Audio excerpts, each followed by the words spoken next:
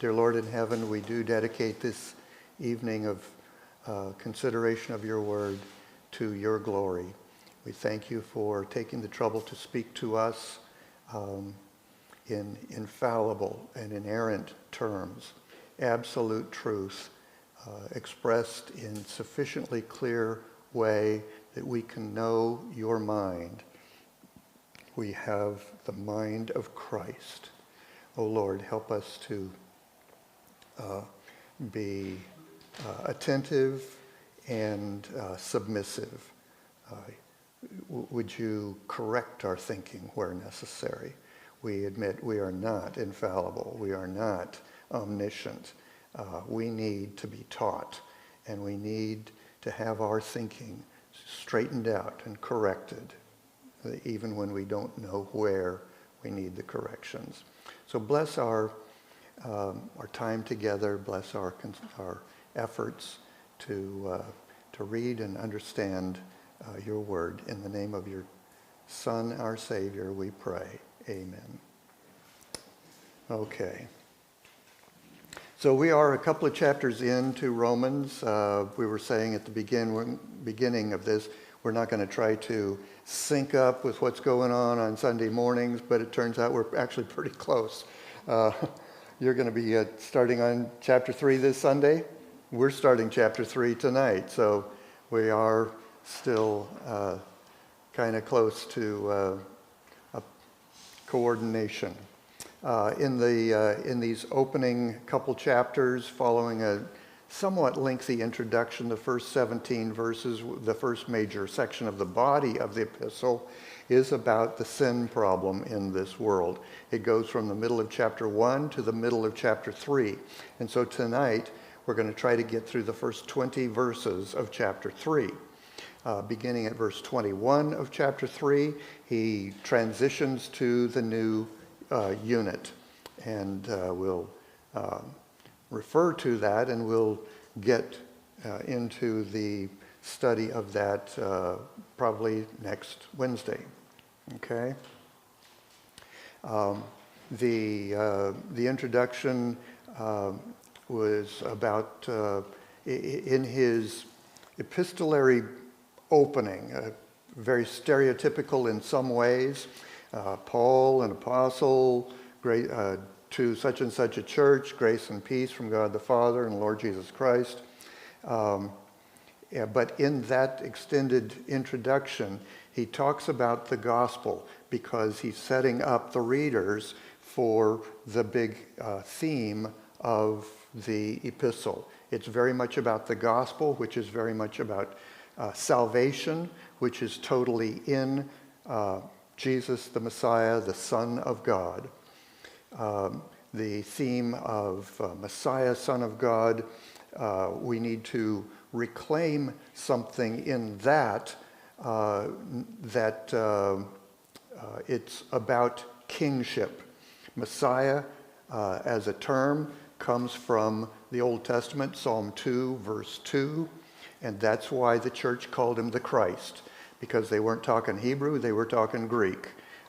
That's what Christ is. It's just the Greek rendering of the Hebrew Messiah, and Messiah is the King of Israel. Christ means king. Christ means King of Israel. Christ means Son of David, the one who is the target and the heir of the Davidic covenant, destined one day to take the throne of Israel in Jerusalem and rule on this earth over a nation, kingdom nation of Israel, as King David did, with other nations around them. And Isaiah 2 talks about how that in that day, the other nations around will also be Christian, and they will come flocking to Jerusalem to bring tribute gifts to the great glorious King Jesus, and to hear him teach his law, his word. Everything the king says is law. Sometimes we think, as we're reading Old Testament, New Testament, that the law is what God spoke at Sinai. It is and it isn't. God spoke those words, spoke that law to those people at that time, and he never intended that that law would be the final word. It is not the last word. The word of Jesus is the last word. And the words spoken at Sinai, we're going to learn a couple of places in Romans, it's confirmed, it's repeated in Galatians. That law was very much about showing Israel to be a bunch of sinners, just like the rest of us. It never was about ultimate salvation. It was about God making a point through the 1,500 years from Moses till Jesus that that law was in effect as a covenant. Law as covenant no longer is binding on anyone. It's still the Word of God, and when properly set in the theological and covenantal contexts, it is still the binding, true Word of God. But the particular terms of that covenant were for Israel and Israel only. Only Israel was at Mount Sinai. They had just left Egypt. The Egyptians didn't get to come to Sinai. They didn't get to be part of that covenant. They were on their way to Canaan. The Canaanites were not at Mount Sinai. The Canaanites are not part of that covenant that we call the law, or we call the Sinai covenant, the Mosaic covenant. It is a distinctive covenant. There's not just one grand covenant that God gave. There are several covenants, and that Sinai covenant is the one conditional covenant, and because it's conditional, it was necessarily temporary. It's conditional upon the obedience of the people. But of course, it's God in covenant with a bunch of sinners, so failure of the covenant was inevitable, and God knew that. God gave a covenant that he knew was going to fail, except in failing, he succeeded in accomplishing the actual purpose of the covenant. It never was about making a sanctified people. It was establishing something of a holy standard, but even that was not the ultimate and final word. The king speaks a word, and every word that the king speaks is law. That's where law comes from. The Latin expressions are lex rex or rex lex. Either the king is the law or the law is king. Ostensibly, the U.S. Constitution is a situation of lex rex, where the law is the king. We don't have a king, we have a constitution, supposedly. We used to. We don't need to go into situations. But that's a completely different concept. In a true monarchy, the king is the law. Rex is lex. The king is the law. God is a monarch. We've been living in a monarchy since our birth, and since and all of our ancestors have, all the way back to Adam and Eve. The world is a monarchy. God is the monarch. God is the king. And in a monarchy, the king gets his way. He runs things. Everything is according to his will. The will of God is the will of the king. All right. Kingship cannot be overstated, overemphasized in who God is and what the Bible teaches. It cannot be overstated in terms of its importance and its role in our lives. When we pray, we're praying to a king on a throne, Isaiah 6. When we give to the church, we're not giving to the church. If we are, then it's not worship.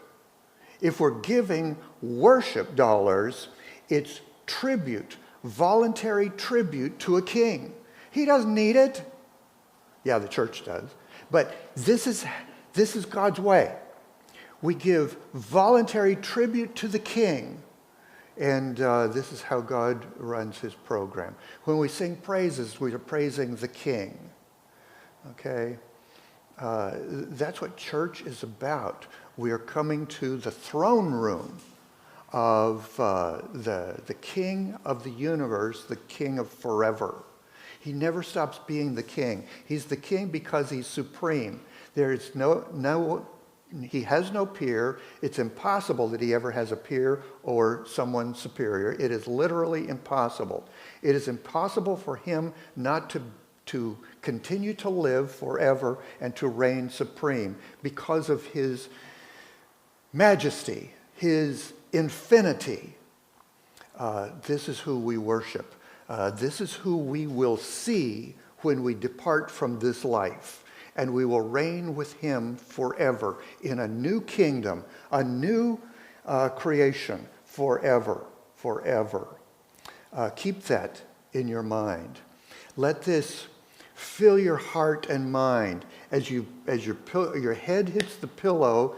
I don't know, some of you fall asleep in 15 seconds. You don't have much prayer time when that happens. But some of us take a little longer, and it affords us more prayer and worship time. And that's just a starter for the communion of your heart.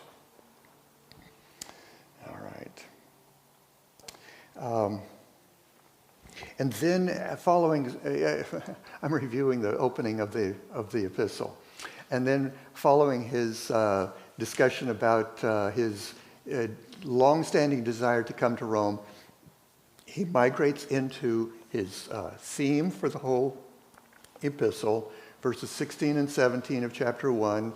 We probably can't overstate this, so we'll go ahead and review it again. I am not ashamed of the gospel. If you haven't memorized these two verses, I really, really encourage you to do so.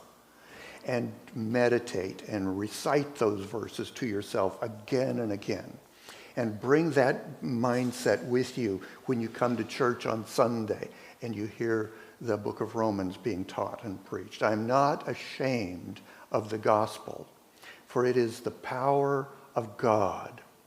And that's a lot of power for salvation, for everyone who believes, to the Jew first and also to the Greek. For in it, the righteousness of God is revealed from faith for faith, or from faith to faith. It's a little bit flexible in the original. As it is written, the righteous shall live by faith. And so in the next 8, through the rest of the first 8 chapters, that quote from Habakkuk, the righteous shall live by faith, 3 key words become the framework for these 8 chapters.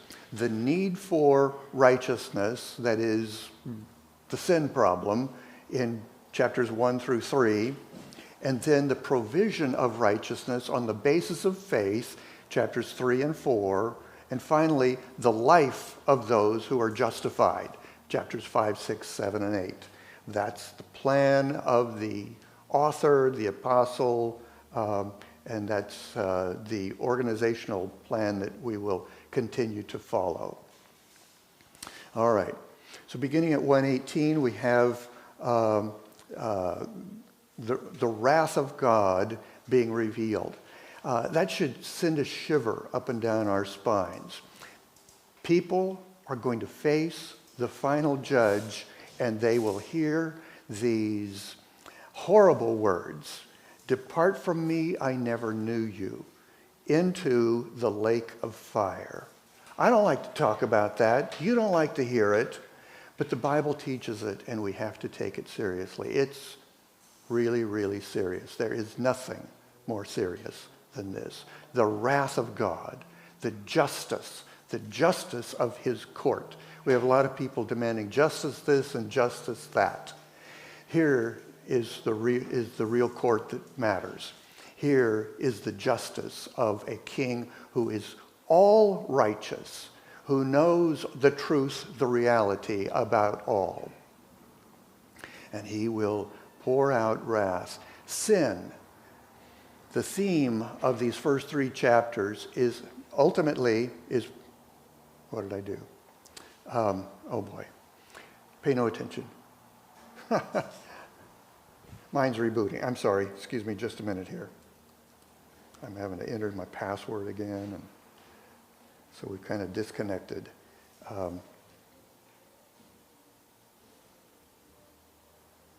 Sin is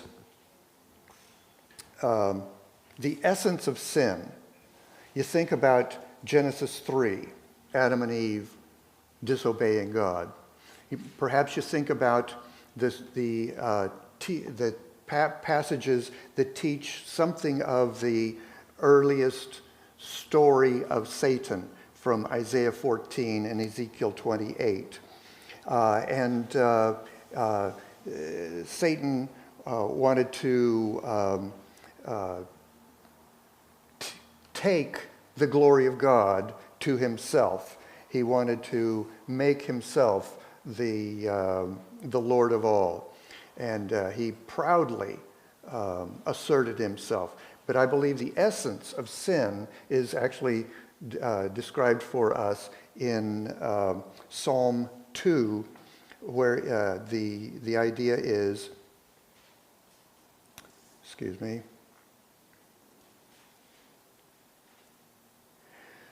where the idea is defying God. Why does the nations rage? The people devise a vain thing. They are conspiring against Yahweh, the King of heaven, and against his Christ, his Messiah, the King of Jerusalem, and so forth. They are in rebellion against God. You and I were born in rebellion against God. It is in our DNA as inherited from Adam and Eve that we are rebellious and defiant. I'm trying to reestablish my connection here, and I think I'm close. And there. And I'm trying to do it. Whoops. This is when I was wanting to turn off. I apologize. Okay.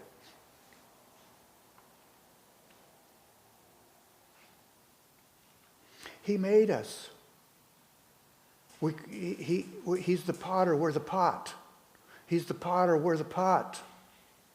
We have to bow to him.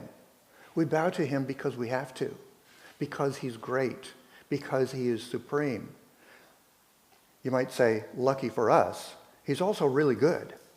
He's also very loving and very, very rich and very, very powerful, and he lavishes all the resources, which is limitless, on those who simply bow to him. That's really what Christian faith is.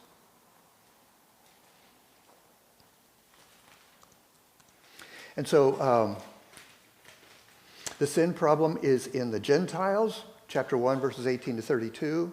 It's in Israel, chapter 2, and the first 20 verses of chapter 3, or at least the first 8 verses of chapter 3.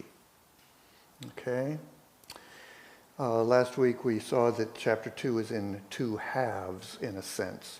And each half describes indicts Israel for sinfulness, first for their failure to live up to the law. Yes, they had the law, so they were exquisitely privileged, advantaged relative to, compared to Gentiles.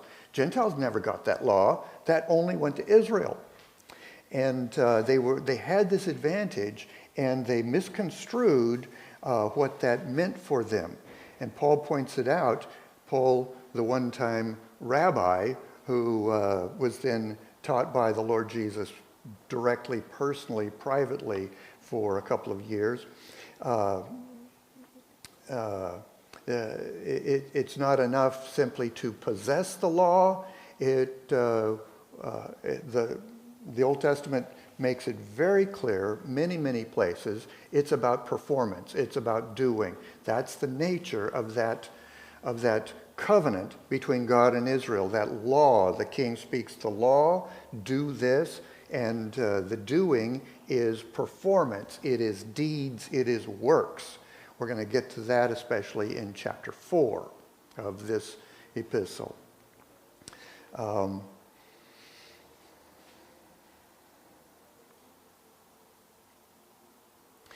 And they, second half of the chapter, in a sense, rightly understood that they were more knowledgeable than Gentiles. So that they, if anybody's going to be teaching anybody right and wrong, truth and lies, and so forth, it's Israel who has the responsibility to teach the Gentiles. But the problem is they didn't even, they understood it, they could speak it, but they didn't keep it themselves. And so they were, in effect, speaking their own condemnation whenever they would teach the law, try to represent themselves as the teachers over any Gentiles. When we get then to the beginning of chapter 3, what advantage has the Jew and what benefit of circumcision? For this part then, the handouts. I've taken the first 20 verses of chapter 3 and laid them out in ways that are designed to be kind of helpful to see how the pieces connect to one another, how the flow goes. It's a new handout, just went out today, and it's just 2 sides of one sheet or 2 sheets, 2 sides of one sheet. Thank you, Dalton. So do you need a copy? Somebody got an extra copy here? Okay, Dalton's bringing some. Thanks. Or Mildred's got some. Thanks. Everybody got a copy? Good, thanks.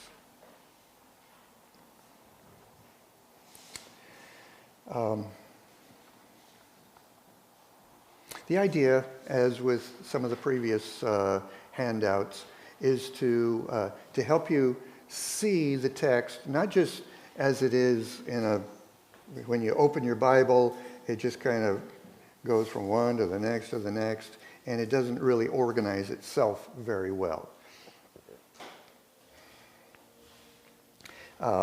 In the first 8 verses, we have 4 pairs of verses. 1, 2, 3, 4, 5, 6, 7, 8. And then at verse 9, we have kind of a summary and transitional statement. At the end of verse 9, we have already charged that all, both Jews and Greeks, are under sin.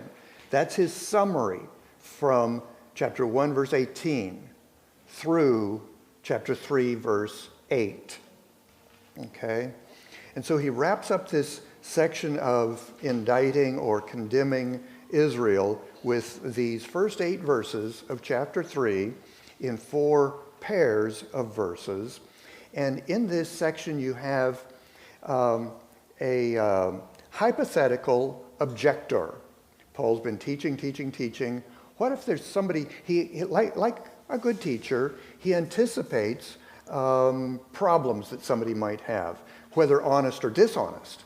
Not all listeners to a teacher of truth are going to be honest listeners.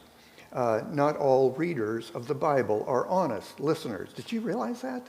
You can hardly appreciate that because you know how sincere and honest you are in reading and studying the Bible and in listening to faithful preaching. So he's in a sense, kind of manufactured a hypothetical objector. Let me read how I said that in my notes here. So in these first 8 verses, we have answers to all the hypothetical, twisted attempts to discredit Paul's points in chapter 2 by showing that they lead to unacceptable conclusions. What might objectors think? Paul is not saying he has actually heard these from non-Christians, let alone Christians. He just knows how rebellious minds work. After all, he was an objector to the Christian message before he met the Lord on the road to Damascus. He knows how that mind works. And he's just putting words to the kind of unspoken thoughts and ideas that will commonly crop up in rejection of his teaching in these verses. So the first one, verses 1 and 2. What advantage has the Jew, or what is the benefit of circumcision? Let me move it over to this and show the handout. So you can look at it on your table, or you can look at it on the screen. What advantage has the Jew? What is the benefit of circumcision? And as soon as I show that, then I'm going to back up and to the last 5 verses of chapter 2, where he speaks about circumcision and uncircumcision for verses 25, 6, and 7. And then in verses 28 and 29, he reintroduces the word Jew. He's not a Jew who is one outwardly, nor is circumcision that which is outward in the flesh. He is a Jew who is one inwardly.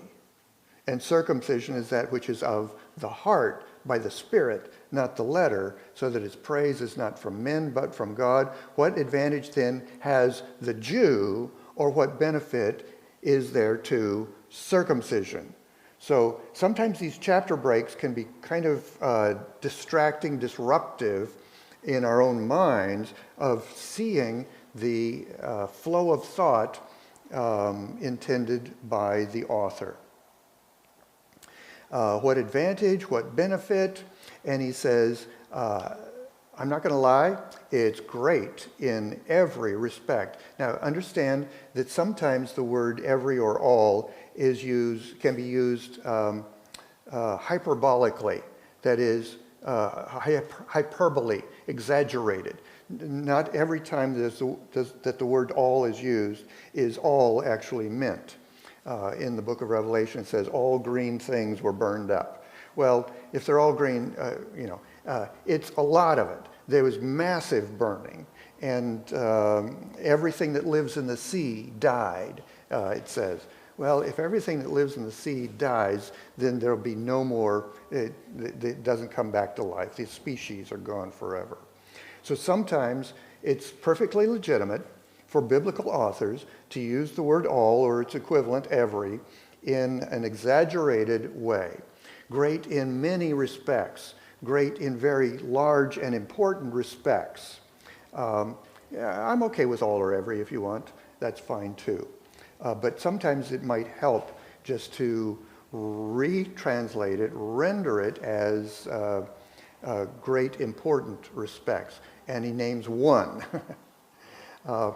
Lots of advantages, lots of benefits. There's so many ways. Let me tell you one. If there's so many, why don't you tell us 2 or 3? Actually, in chapter 9, he is going to name about 5. Okay?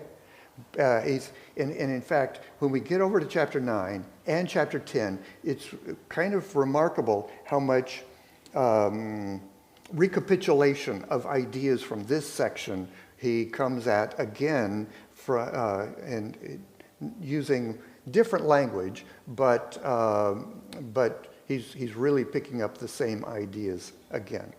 So the one advantage that he wants to refer to here is that they were entrusted with the oracles of God. That word oracle, that's not one we use a lot. Other translations might prefer some other English word. The words of God, the heavenly words of God is the idea here. Israel got that law, the Gentiles didn't. That's a concept that's not hard to grasp. It makes sense. It's supported many, many places in the Bible, and you might be shocked to learn that there are many preachers and scholars, even on our side, who say, well, actually, somehow the Gentiles did come to be under the law. That's actually mistaken. Gentiles never became obligated to the law. The law just was for Israel only. Gentiles could become Israelites by something similar to naturalization, citizenship naturalization. Some of you might be naturalized American citizens. I was born in California to U.S. citizens, so that's how I got American citizenship. Ruth became an Israelite when she became a kind of a naturalized citizen. But apart from such exceptions, Gentiles were never obligated to God in the terms of the law. When their condemnation is pronounced in Amos chapter 1, it's purely on a kind of a basis of a kind of natural law, something that conscience should recognize, or perhaps learned through the Noahic covenant, the brutalization of humans, as is going on the other part of the planet right now. We don't want to talk about it. They know better. They know better. For one thing, it's virtually in the soul of all humanity, but it's probably also to be understood as having been passed along from Noah to his kids to their kids and so forth. The laws of Genesis chapter 9, especially concerning the taking of human life and capital punishment.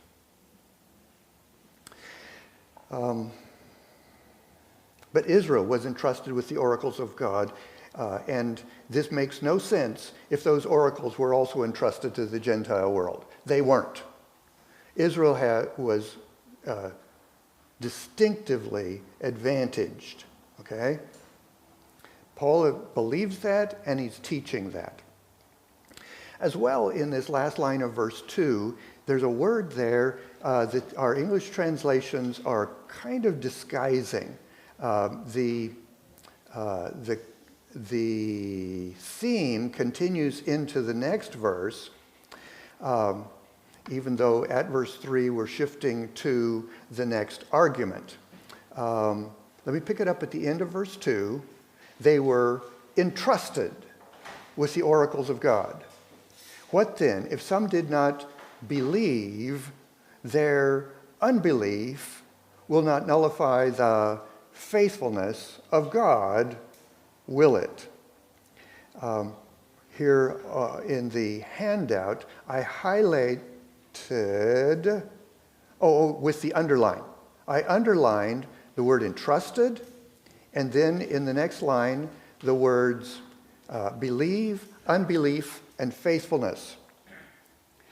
From the end of verse 1, and there in verse 2, 3 times, the word in the original language is from the same root in all 4 of those places. Now, our English word entrust doesn't sound anything like believe or unbelief, and neither of those sounds anything like the English word faith or faithful or faithfulness. But they're all the same root idea. They're all from the same original Greek root word. For those of you who've studied some Greek, it's the stem P-I-S-T. P-I-S-T. The noun is pistis. The verb is pistuo. The adjective is pistos. And then you can put the negative on the front and so forth. Unbelief, believe, faith, faithful, entrust. All of those are actually the same original word in slightly different forms, okay? And this is first time to bring that up since chapter 1, verse 17, for the just shall live by faith, but he's just almost teasing by reintroducing it just to remind us how important it is. Then down below at chapter 3, verse 21, actually in verse 22, he's going to jump in again, and from that point to the end of chapter 4, I think it's about almost 30 times that the word group, faith, believe, faithful, all that is going to be used. okay? So it's not a primary theme at this point, but he makes kind of a big deal of it here at this beginning of chapter 3. All right, so back to verses 1 and 2. There's this tremendous advantage that Jews, going back to Moses, going back to Abraham, have had. Abraham, the father of circumcision, Moses, the father of the law. You're saying Jewishness has no advantage, is what the objector is saying. And Paul says, au contraire, I'm saying, I never said that. You didn't hear me say it. I do not believe that. I teach quite the opposite. Jewishness is a tremendous advantage. Watch verse 9. What then? Are we Jews any better off than Gentiles? No, not at all. Does that sound like a contradiction of verses 1 and 2? Maybe slightly. Okay. What he's saying in verses 1 and 2, they're privileged and advantaged. What he's saying in verse 9 is they're of the same gene stock, gene pool as Gentiles. They're not inherently a higher species or more moral or more spiritually inclined. They're just as sinful. No worse, no better. Perhaps worse in a sense, in that they had greater privileges and opportunities. If anything, they're under a greater condemnation from God, in spite of being privileged and advantaged. So verses 1 and 2 are not contradicted by verse 9. He's nuancing a kind of a complex idea. It's really important, okay? How are we doing? Hanging in there? All right, good. The next thought he goes to, okay, he says, okay, we've dealt with objection number 1. Number 2, I'm going to read from my summary explanation. The objector says, you, Paul, are saying that God's faithfulness is diminished by Jews' unbelief. If Paul's saying that, that's a problem, isn't it? God's faithfulness is diminished by Jews' unbelief. Paul says, I can see where you get that, but it's wrong. I didn't say that. You didn't hear me say that. That is not true. That would be a fallacious distortion of what he's teaching, what he's saying. Let's read the text of these 2 verses. What then if some Jews were faithless or did not believe? Now, who would be that? There have been unbelieving Jews ever since Moses' day, ever since Isaac and Jacob's day, especially Jacob's 12 sons. There have been unbelieving Jews. Their unbelief, does that nullify the faithfulness of God?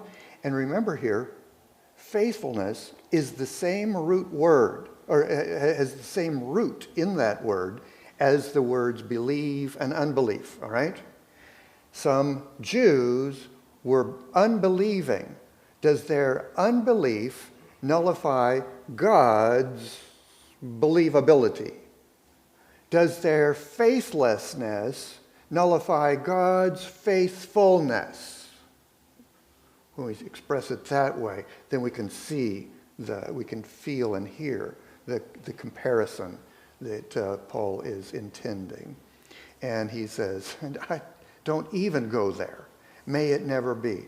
It's the first of 10 times in the book of Romans that Paul uses this idiom of emphatic denial. He's going to do it again in verse 6. May it never be. May it never be. Sure, that's an okay translation that gets the idea, except it's kind of wimpy. It kind of like like old lettuce that you're ready to throw out. It's wilted. You don't want that. You want crispy lettuce. This is a wilted expression. May it never be. We could say it in rather colorful language that would be inappropriate in a place like this. Not just no, no way. Strong, emphatic negation, all right? Almost loud and decisive. Back to verse 4. Does their faithlessness nullify the faithfulness of God? No way, emphatically no. Rather, let God be found true and every man a liar. Pause for just a minute. He just changed the subject, didn't he? We were talking about faith, faithful, believing, unbelief, and now we're talking about truth and lies. How did he shift there? Did he not realize that he just changed the subject? Or did you not realize he didn't change the subject? They are the same. Different words, related ideas. Can I get an amen? Why would I ask for an amen, by the way? Amen is a Hebrew word from a root aman that means faithful, and a cognate word, amunah, means truth. Emes, amunah, aman, they're all the same word group. Now, that's not Greek, but Paul's thinking in Hebrew. He's bringing Hebrew teaches us to realize, to understand, truth and faithfulness go together. It's the same word group in Hebrew. Not in Greek, not in English, but it is in Hebrew. And they should have brought that over. And I think he expected them. There are Jews in this congregation who read their Bible in Hebrew, who were taught in a Hebrew-speaking synagogue, probably, and who could say, yeah, that's what he's talking about, because that's it. That is what he's talking about. Paul is very conversant, and he's expecting that somebody in the congregation is going to step up and say, hey, folks, let me teach you some Hebrew. I don't mean to teach you Hebrew. That's not the point. The point is that faithfulness and truth, unfaithfulness and lies are inseparable, okay? And so when he shifts from faithfulness in verse 3 to truth and lies in verse 4, he didn't change the subject, okay? If some did not believe the truth, their faithlessness concerning the truth does not nullify God's faithfulness, who is true to the truth. May it never be. God is always true. Man is sometimes liar. Virtually every human. Let me throw away the virtually. I don't want to admit it. But do you know where I'm going with this? I don't want to say it. All of us, lying is something that happens in all of us sometimes. Okay, we said it. Now let's, Lord help us, forgive us. You know, and he's purifying our hearts. God will, and then the next line, that you may be justified in your words and prevail when you judge. I want to turn that verb into an active at that point. God is always justified in his words because his words are true and they are faithful to the truth. And he will then judge. And at that point, Paul is introducing a transition to a next idea. God's the judge. Look at verse 6. May it never be, for otherwise how will God judge the world? Of course, God is going to judge the world. God's going to judge every human being, even those that never saw the light of day, that died before birth.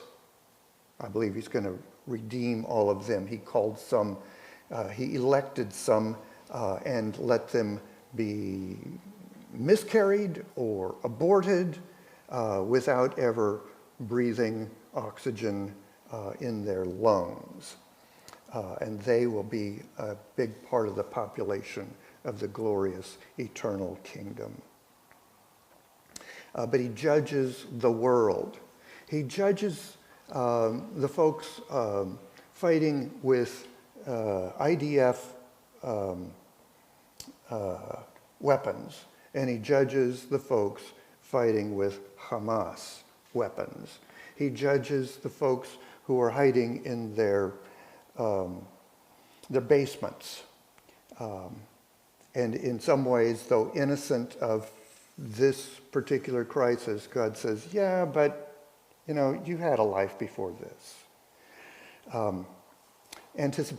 Excuse me for swerving just a little bit. It's kind of strong on my mind. Anticipating some of where I'm going to be going Sunday night. We think how sad that the people are being killed, and yes, it is horrifically sad. But God looks at, they are going to come before him. Whether they're Israelis or Palestinians dying in this thing, it is appointed unto man once to die, and after this, you know it, the judgment. Where are those? They are before the judge. And what's the judge talking about? What the crisis that was going on that led to some bomb or some gunshot or some knife taking their lives? Or is he going to be thinking about the 10 years or 50 years of life before that? And they had opportunity after opportunity after opportunity to bow. What does Romans 1 say? They're without excuse. What does Romans 2 say? They're without excuse. Okay? And nobody knows how many more heartbeats we get. They should have repented yesterday. Maybe some of them did. And they'll be received with grace and glory by the great King. And the others should have repented yesterday, should have repented a year ago, should have repented 10 years ago. Every day, God is displaying his glory. They can see it. And Romans 1 says that many people are doing this, closing their eyes, closing their ears. I don't want to hear it. I don't want to see it. I don't want anything to do with that God. Well, you will have something to do with that God. He is calling you into his courtroom, and he will pronounce your eternal fate. How they died is irrelevant. How they lived, whether submissive or defiant, shaking a fist in the face of their Creator, that's what's relevant. Yes, we're terribly saddened by what goes on. And it's a horrible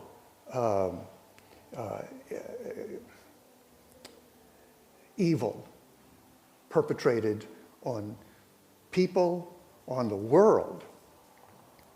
But we want to bring biblical truth to bear in our own understanding of how to view these things and how to talk about these things with one another and with the world. Luke 13 says, today is the time to repent.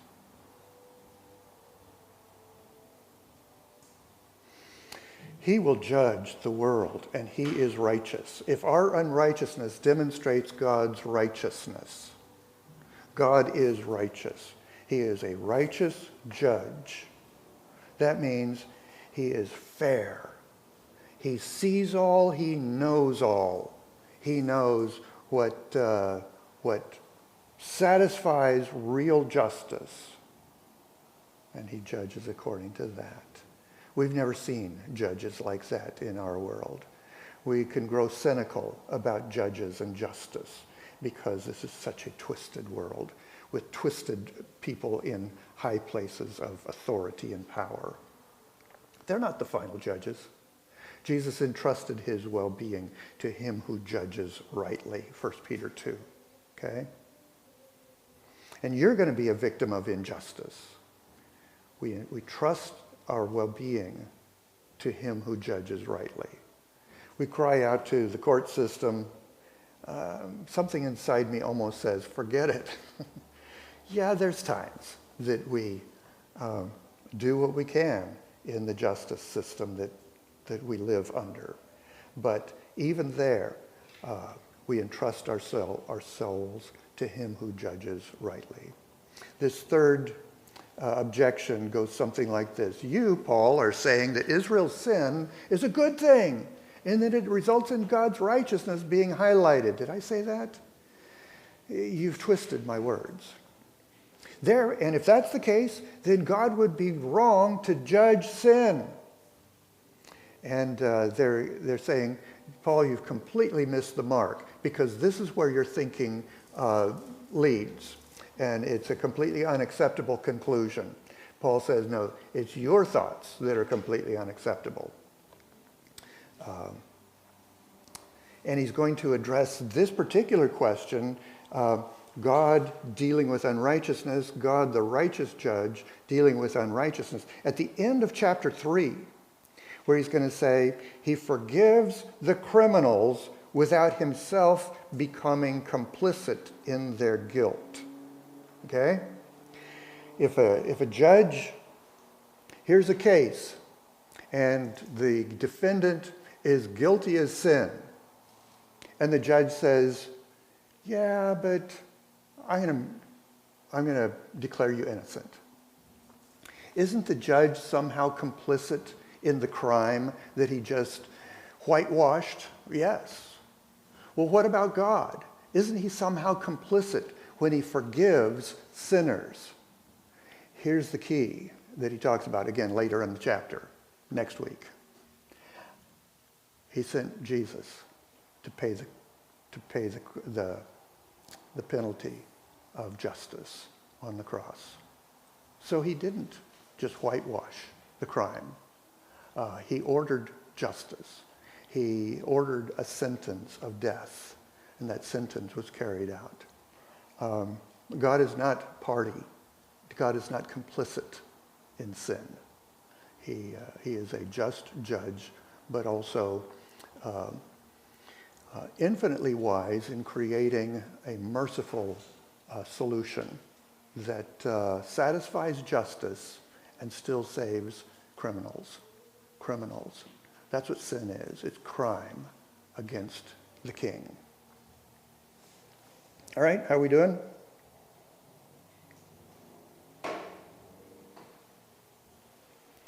And then verses 7 and 8. Let me start with this one. You're saying God is glorified by our sin. Doesn't that lead to the conclusion that we should not be judged, and maybe even that we might try sinning even more to bring more glory to God? He's going to use that twisted argument again at the end of chapter 5 and the beginning of chapter 6. If through my lie the truth of God abounded to his glory, why am I still being judged as a sinner? And why not say, as we are slanderously reported, as some claim that we say, let us do evil that good may come. Their condemnation is just. Anybody who would argue such a twisted logic deserves the condemnation, the judgment that is coming on them. They will be judged, and they will deserve it fully, is the idea. Okay? So there's the first 8 verses of this chapter. It's the conclusion. It's the final section of his teaching on the sinfulness of Israel. And then the summary statement, which is also transitional to the next section. What then, are we Jews better off than Gentiles? He's addressing this in so many different ways. Just a couple verses later, you're familiar with the verse, for all have sinned and come short of the glory of God. Do you remember the 6 words just in front of that? Or is it only 4 words? For there is no difference. There is no distinction, for all have sinned. There is no distinction, for all have sinned and come short of the glory of God. There is no distinction between Jew and Gentile, is what he's meaning there. For all Jews and Gentiles have sinned, and all Jews and Gentiles fall short of the glory of God. Are we Jews any better off than the Gentiles? We're advantaged and privileged, but that doesn't mean that we are more moral inherently in our soul, in our essence, or spiritually. No, not at all, for we have already charged. He's already pronounced heaven's indictment of crime. Jews and Greeks are all sinners, are all under sin, under the condemnation of sin, but also under the power of sin. Sin is like this weight, like this burden. Think of Pilgrim or Christian in Pilgrim's Progress wearing this backpack of a burden. Sin is a burden on us, and we can't fix it. You can't fix your problem. I can't fix my problem. We're stuck with it. It's in our outer man. Chapter 7 says it's a parasite in us. It's killing us, and there's nothing we can do for it. There's not a pill for it. There's not a surgery to get it out of us. But God has already promised the cure. He, in fact, provided it at the cross. He delivers it at the second coming. At the second coming is when the redemption of the outer man is granted in the program of God's redemption. So Jews are privileged, yes. They are advantaged, yes. But they are better, no. Then at verse 10, he goes into a string of quotes out of the Old Testament. Notice here in the handout and on the screen, each of these lines is in quote marks as the ESV sets it up. The New American Standard does it this way. On the screen, sorry. Does it with all caps. That's the way that they adopted as a signal that this is a direct quote out of the Old Testament. But we'll go back to the handout and the ESV. As it is written, and then verses 11 and 12, or 10, 11, 12, none is righteous, period. Well, that's a sufficient statement. But the Psalm, this is quoted in Psalm, this is from Psalm 14, and Psalm 14 and 53 are actually twins, identical twins, very, very few differences between them. It's a little bit redundant. Why do we have that psalm in there twice? Maybe we needed it twice. There is none righteous, no, not one. You've heard that double negatives are bad. This is triple negative. None is righteous, no, not one. No one understands. No one seeks for God. All have turned aside. That's surely hyperbole, right? Exaggerated. Almost everybody's turned aside. A whole bunch of people, most people have turned it. No, this one is an absolute use of the word all and none. All have turned aside. Together they become worthless. No one does good, not even one. The Psalms are written especially about Gentiles. But Paul says, you know what? What's true of them is also true of us. That's his most general statement, summarizing this whole idea of what chapters 1, 2, and 3 to this point have been about. Is there any wiggle room here? Does anybody, there's just no exceptions. And everybody in this room understands, yep, that's me too. I'd like to think differently, but in all honesty, I can't even begin to come close. The next 3 lines, the next 2 verses, have a common theme that I've highlighted with the bold print. Throat, tongues, lips, mouth. It's not hard to see what those have in common. And those then are metaphorical for sins of speech. We were talking earlier about truth and lies, and normally we think of truth and lies as being, as referring to speech, verbal messages. Speech is one way that people sin. And how many people sin by speech? No, none is righteousness. None is righteous, no, not one. Their throat, their tongues, their lips, their mouth. From Psalm 5, Psalm 140, Psalm 10. Paul knows his Bible. This stuff just comes to him. He's studied it. He's sat under great teaching. He's been a great teacher. He's studied with fellow apostles, with pastors around the Mediterranean. And these references come to him, I suspect, pretty readily. I don't think he had to pull out a concordance or his phone to do a quick search on such and such verses. This stuff was just there. You know what? If we spent more time reading Bible and less time reading other stuff or watching other stuff, we'd probably have a better recall as well. I don't mean to dump guilt, all right? But I do want to encourage you. Let me say it this way. The older I get, the less I read other stuff. The one thing I want to read is His Word. And I hope that is growing in your heart as well. It feeds my soul. I need this. Even if I don't feel like I really learned anything, it's just God feeding, nourishing the most important inner part of me. Okay?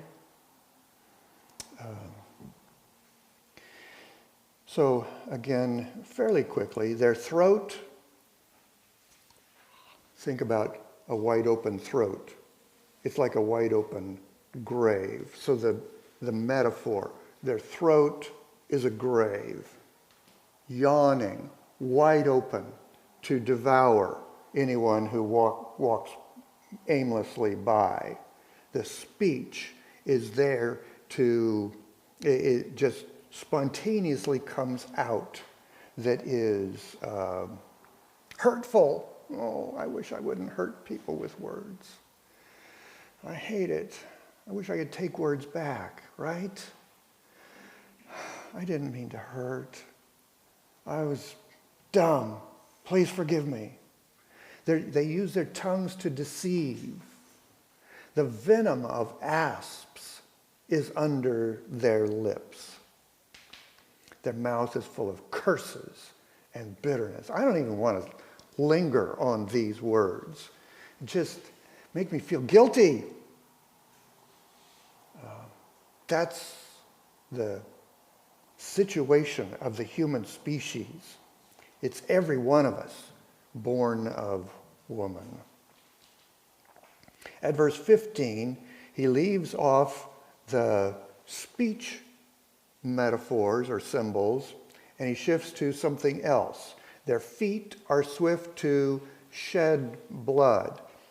So it's not that they're kicking people to death, but they're in a hurry to get somewhere, to kill somebody. But that's the way the Isaiah 59 reads. Their feet are in a hurry to go kill somebody. In their paths, so feet and paths, wherever they go, they leave ruin and misery in their wake. This is about deeds, their acts.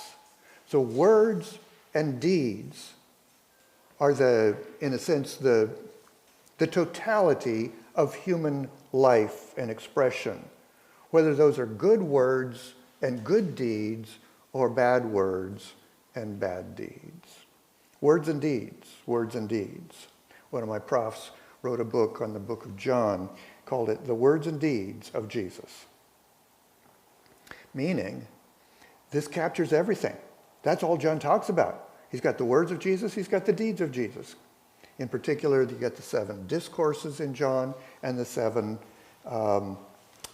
signs, the deeds. Their feet are swift to shed blood, in their paths are ruin and misery, the way of peace they have not known. And then finishing it off, no fear of God before their eyes. How do you not fear God? Again, he's showing himself all the time.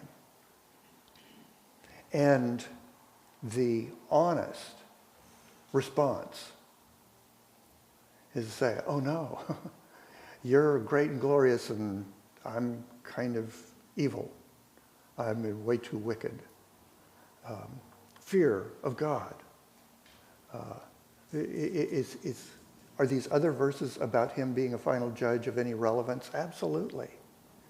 One of the most important starting point verses on the subject of the fear of God is this one from Matthew 10, verse 28. Do not fear those who kill the body, but are unable to kill the soul. Do not fear the terrorists. Do not fear somebody knocking on your door and they're armed and dangerous. Do not fear those who come at you with a sword to the throat saying, deny Jesus or die. Do not fear those who kill the body but cannot kill the soul. I'll tell you who to fear. Fear him who is able to destroy soul and body and hell. Talk about a no-brainer. That is so obvious. But somehow the corrupt mind can dismiss that like water off a duck's back. It just doesn't sink in. You got to let it sink in. Book of Revelation talks about our eternal worship in these terms. Who will not fear and glorify? Fear and glorify. We repent, we turn to him, we see him, we fear him, we glorify him, and we never stop fearing and we never stop glorifying. He is always fearsome, he is always glorious. The fear of the Lord is where everything starts. The fear of the Lord is the beginning of wisdom. Those who have no fear of the Lord, they haven't even passed go. They don't get $200. They don't get to Mediterranean. They don't get anywhere down the track. They are on the wrong side of the starting line and haven't moved. The fear of the Lord is where it begins.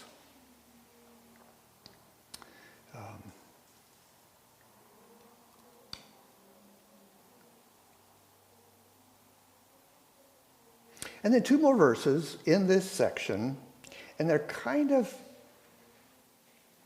simple and kind of not simple.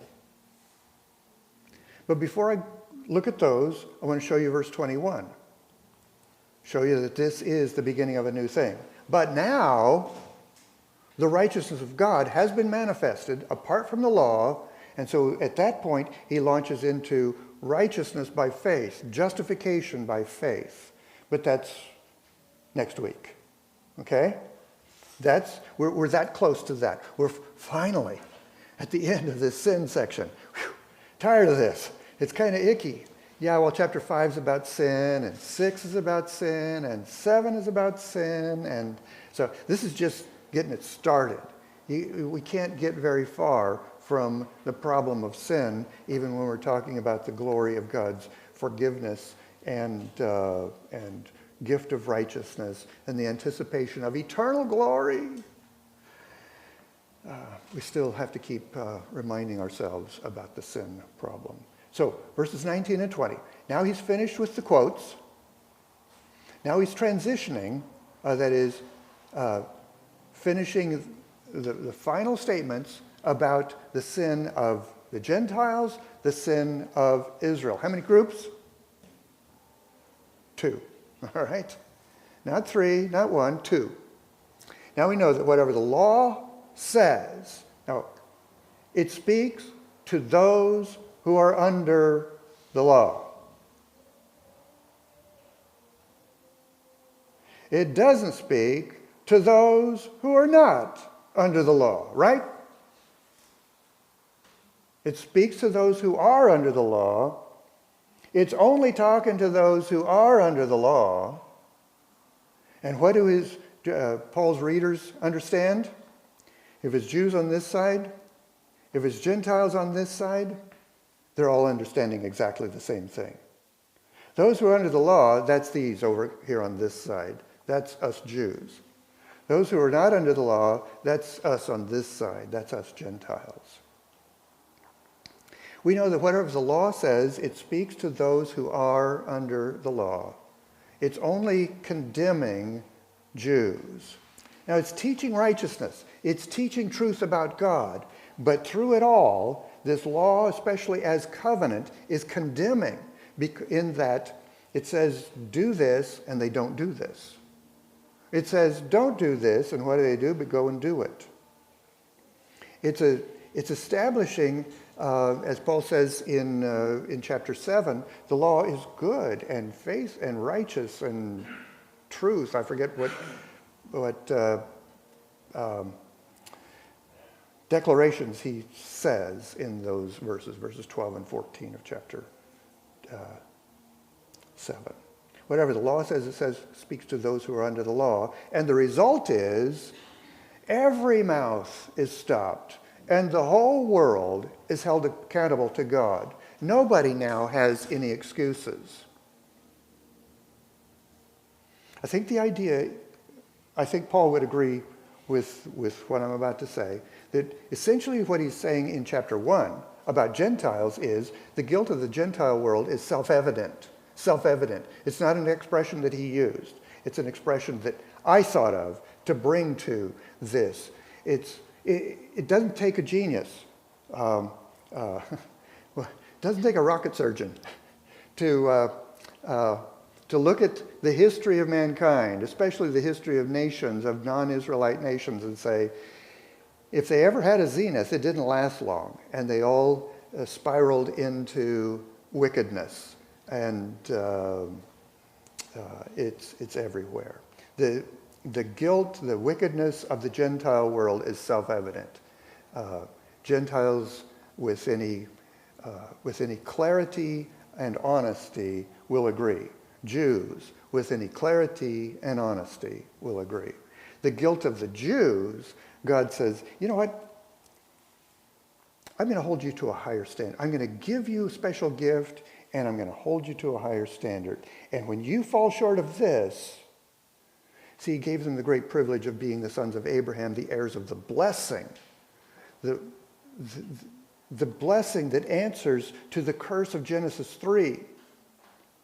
Genesis 2 and 3 says, in the day that you eat of it, you will die. That's the curse. So God cursed the snake and cursed the land. And though he doesn't use the words, he cursed the woman and he cursed the man. And he cursed the human race.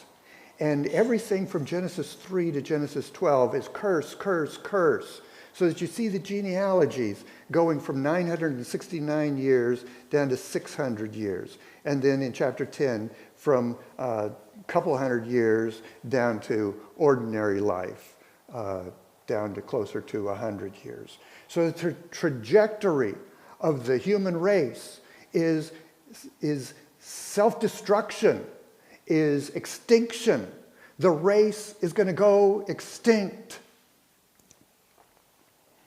Unless God steps in, which he does at Genesis 12 when he says, Abraham, I got a job for you, but I need you to move. I mean now. Pick up your stuff. Load your backpack. Load your camels. Go. We're going. Where? I'll show you. And I will bless you and make you a blessing. That blessing he's talking about is the answer to Genesis 3.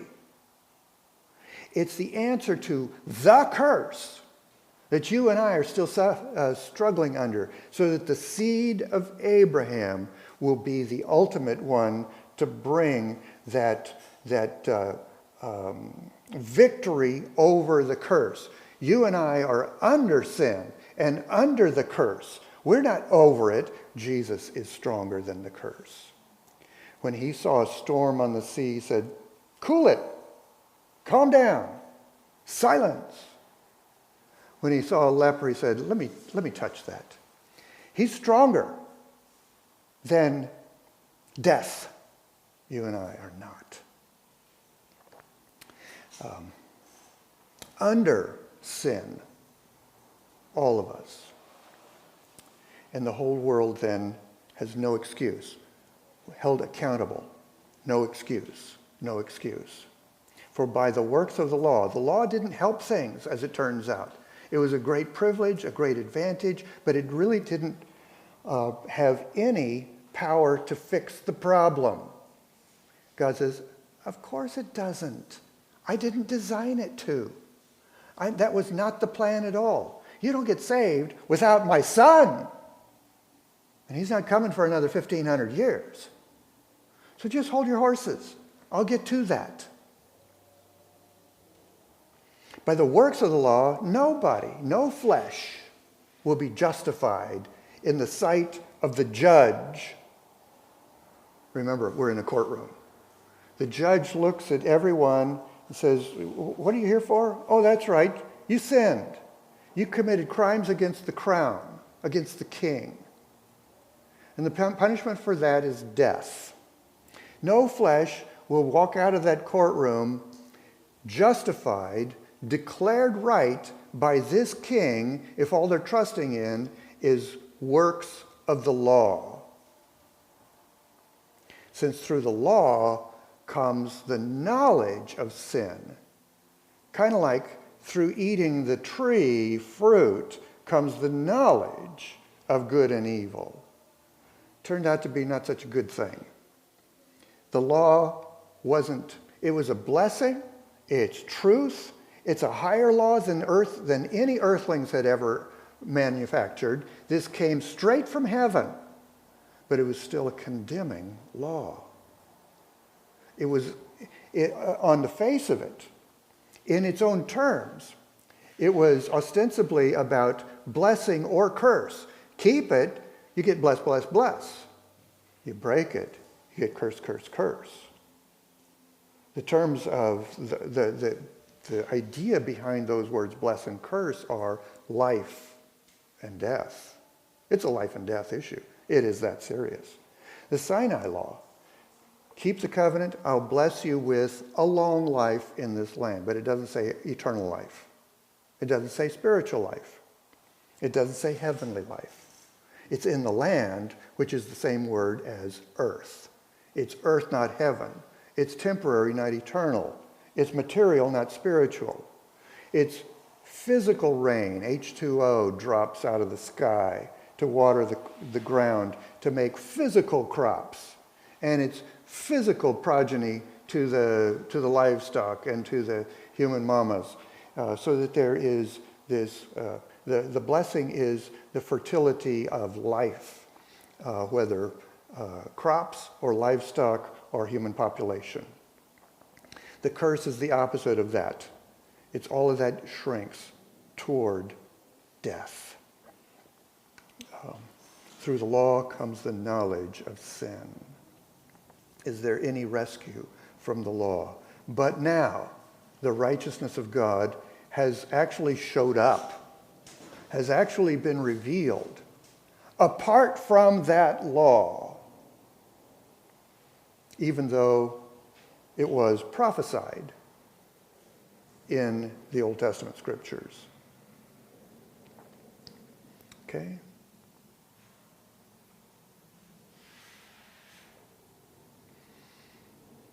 Comments, thoughts?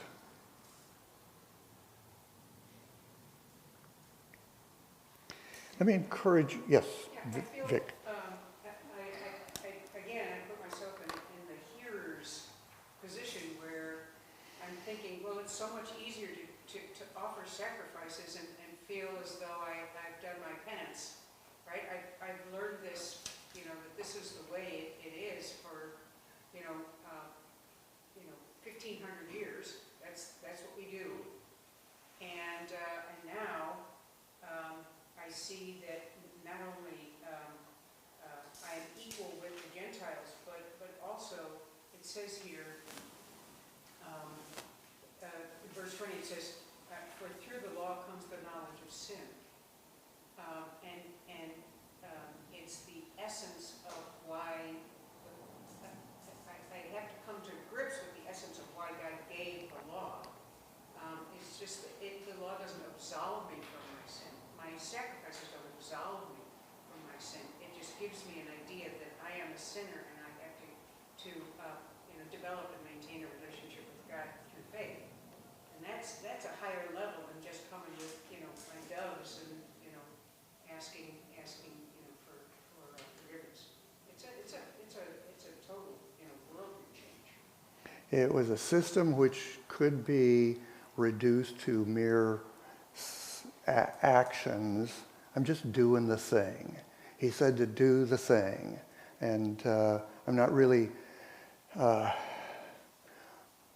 turning my heart in humility to him as I do myself. Undoubtedly, there were in every generation a number of Jews whose heart was truly turned to God in heaven.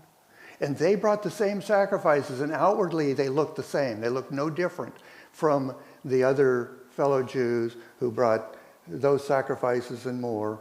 And God, who looks on the heart, knows the difference. All the outward stuff can be faked. It can be faked here on Sunday morning. The way you dress up, the way you behave and greet, it can all be faked. Sing the songs, it can all be faked.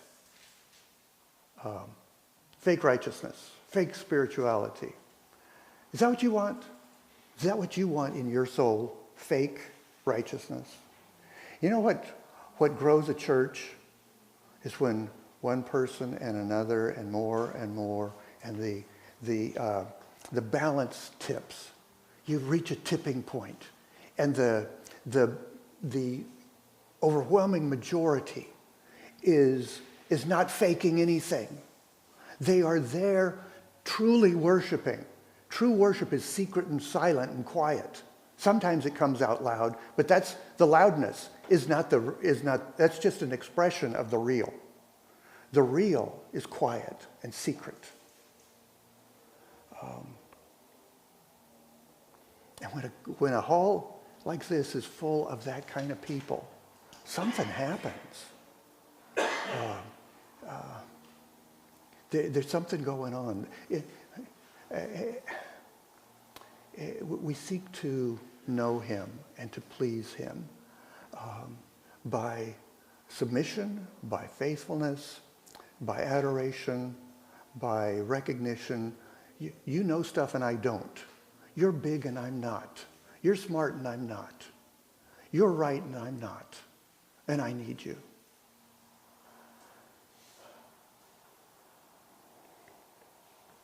That's what we're going for, okay?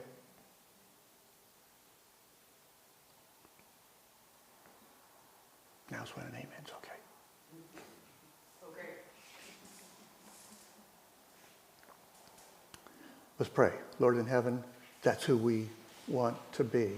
We acknowledge, we confess that we're a bunch of sinners. And we are so capable of fooling ourselves as well as those around us. We don't want to fool anybody, Lord.